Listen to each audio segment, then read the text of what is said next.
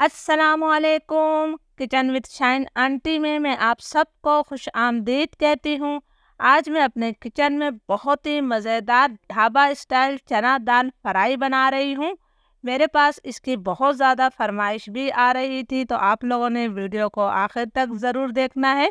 ये रूटीन की दाल से बिल्कुल हटकर होती है। इसके लिए मैंने 1 कप यानी कि 200 ग्राम चने की दाल ली। उसे अच्छी तरह से साफ़ करने के बाद 1 घंटे पहले मैंने इसे गर्म पानी में भिगो दिया था। भीगने से दाल बहुत ज़्यादा नरम हो जाती है। आप देख सकते हैं कि कितनी आसानी से टूट रही है। तो चलिए इस मज़ेदार रेसिपी को बनाना शुरू करते हैं।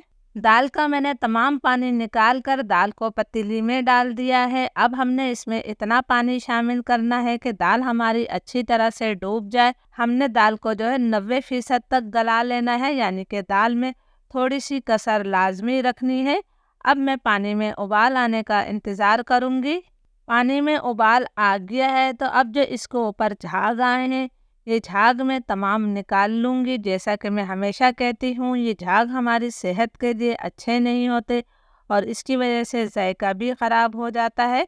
तो आप लोगों ने भी झाग को लाजमी निकाल लेना है। झाग मैंने निकाल दिए हैं, तो अब मैं इसके अंदर 1/4 टीस्पून हल्दी पाउडर शामिल कर रही हूँ। इसके अलावा हम इसमें कुछ और नहीं डालेंगे। हल्दी को मैंने मिक्स कर दिया है। फ्लेम में लो टू मीडियम करूँगी। लो टू मीडियम फ्लेम पर हम इसे ढककर 15 से 20 मिनट तक पका लेते हैं। दाल में मामूली सी कसर आपने लाजमी रखनी है और थोड़ा सा ढक्कन भी आपने खोल कर रखना है। लो टू मीडियम फ्लेम पर दाल को पकते हुए तकरीबन 20 मिनट हो गए हैं और आप देख सकते हैं कि दाल हमारी अच्छी तरह से गल गई है। मैं आपको दाल चेक भी करा देती हूँ। ये देखिए जी, दाल गल गई है। बस इसके अंदर मामूली सी ही कसर बाकी है और अभी हमारी दाल में तकरीबन आधा कप बराबर पानी भी बाकी है। तो चलिए हम इसका मसाला बना लेते हैं। ढाबा स्टाइल फ्राई चना दाल बनाने के लिए मैंने 1/4 कप तेल लिया है। तेल को मैं गरम कर लेती हूँ। तेल गरम हो गया है, तो इसके अंदर मैंने आधा चाय का चम्मच सफ़ेद ज़ीरा शामिल किया है। ज़ीरे को हम 30-40 सेकंड तक फ्राई कर लेते हैं ताकि तेल में अच्छी सी खुशबू आ जाए। ज़ीरा हमारा फ्राई हो गया है, तो अब मैं इसके अंदर एक दरमियाने साइज की प्याज को बारीक चॉप करके शामिल कर रही हूँ। फ्लेम मेरा मीडियम है। मीडियम फ्लेम पर हमने प्याज को मुसलसल चलाते हुए लाइट ब्राउन कलर आने तक फ्राई कर लेना है। प्याज पर बहुत ही प्यारा लाइट गोल्डन ब्राउन कलर आ गया है। बस हमें यही कलर चाहिए था। अब मैं इसके अंदर 1 खाने का चमचा अदरक लहसुन का पेस्ट शामिल कर रही हूँ। अदरक लहसुन को भी हमने 1.5-2 मिनट तक भून लेना है ताकि अदरक लहसुन का कच्चापन ख़त्म हो जाए। अदरक लहसुन हमारा भुन गया है, तो अब मैं इसके अंदर 2 दरमियाने साइज के टमाटरों को छोटे टुकड़ों में काटकर शामिल कर रही हूँ। इसके साथ ही मैंने इसके अंदर 1 चाय का चमचा नमक शामिल किया है। नमक डालने से टमाटर बहुत ज़्यादा जल्दी नरम हो जाते हैं। टमाटरों को भी मैं 2-3 मिनट तक भून लेती हूँ।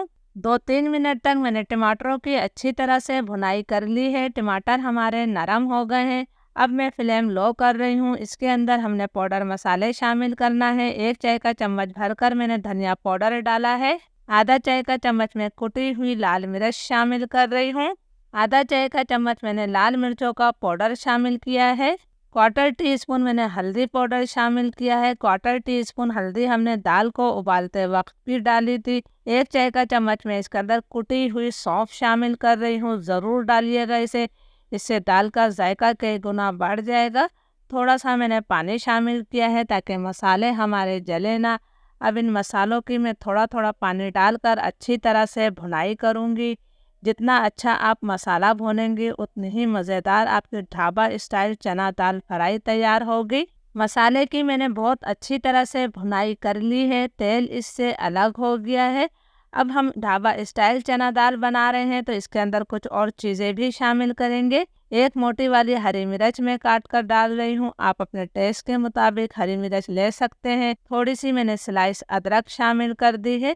इसके साथ ही इस दाल के जायके को कई गुना बढ़ाने के लिए मैं इसके अंदर 1 चाय का चम्मच जो है चिकन पाउडर शामिल कर रही हूँ। पहले जो ढाबे में जो है चाइनीज़ नमक इस्तेमाल होता था, जिसे अजीनोमोटो भी कहते थे, लेकिन वो जो है सेहत के लिए अच्छा नहीं था, इसलिए अब चिकन पाउडर का इस्तेमाल होता है। इसे मैं अच्छी तरह से मिक्स कर लेती हूँ। तमाम चीज़ों को मैंने अच्छी तरह से मिक्स कर लिया है। तो अब हमने इसके अंदर उबली हुई दाल को शामिल करना है। ये ज़हन में रहे कि दाल में हमारे तकरीबन आधा कप पानी भी है। उस पानी के साथ ही मैंने तमाम दाल को कढ़ाई में डाल दिया है। अब इस दाल को भी हमने अच्छी तरह से मसाले के साथ मिक्स कर लेना है। प्लीज़ अगर आप लोगों को वीडियो अच्छी लग रही है तो एक लाइक ज़रूर कर दीजिएगा ताकि मेरी हौसला अफजाई हो सके। दाल को मैंने मसाले के साथ अच्छी तरह से मिक्स कर लिया है। हमारी दाल में अभी मामूली सी कसर भी बाकी है और इसमें पानी भी मौजूद है। तो फ्लेम में लो टू मीडियम कर रही हूँ। लो टू मीडियम फ्लेम पर हम इसे ढककर 7-8 मिनट और पका लेते हैं। लो टू मीडियम फ्लेम पर दाल को पकते हुए 7-8 मिनट हो गए हैं। माशाल्लाह मैंने ढक्कन हटाया है। बहुत ही प्यारी इसमें से खुशबू आ रही है और आप देख सकते हैं कि दाल का पानी खुश्क हो गया है और तेल इससे अलग हो गया है। अब हमने आखिर में इसके अंदर कुछ चीज़ें और शामिल करनी है। आधा चाय का चम्मच में कुटी हुई काली मिर्च शामिल कर रही हूँ। ढाबा स्टाइल चना दाल है तो ये थोड़ी चटपटी ही अच्छी लगती है। आधा चाय का चम्मच मैंने गरम मसाला पाउडर शामिल कर दिया है। इन दोनों चीज़ों को भी मैं अच्छी तरह से मिक्स कर लेती हूँ। अब हम दाल को एक बाउल में निकाल लेते हैं और इसका बहुत ही मज़ेदार तड़का तैयार करते हैं। तड़के के लिए फ्राई पैन में मैंने 2 खाने के चम्मच घी डाला है। इसमें तड़का जो है घी का ही लगता है। घी को मैं हल्का गरम कर लेती हूँ।